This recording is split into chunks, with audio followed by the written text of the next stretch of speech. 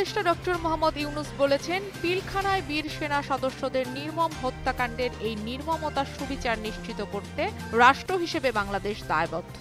আমরা সেই লক্ষ্যে কাজ করে যাচ্ছি।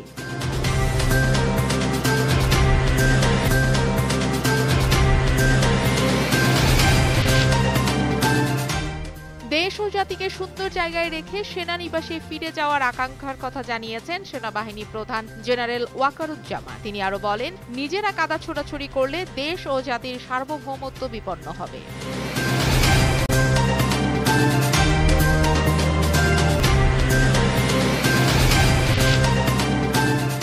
ইলন মাস্কের স্টারলিংককে বাংলাদেশে আমন্ত্রণ জানানো এবং তা চালু করার মূল কারণ হচ্ছে ইন্টারনেট শাটডাউন চিরতরে বন্ধ করা। প্রধান উপদেষ্টার প্রেস সচিব শফিকুল আলম এ তথ্য জানান।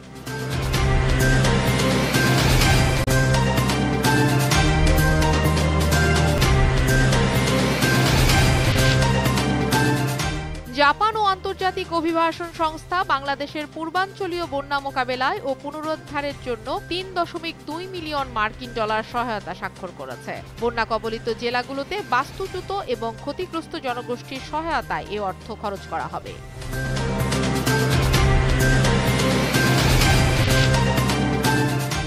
একদিকে ভারতকে দোষারোপ করে অন্যদিকে ভালো সম্পর্ক চাওয়া হাস্যকর বলে মন্তব্য করেছেন ভারতের পররাষ্ট্রমন্ত্রী এস জয়শঙ্কর। দিল্লি বিশ্ববিদ্যালয় সাহিত্য উৎসবে তিনি এ মন্তব্য করেন।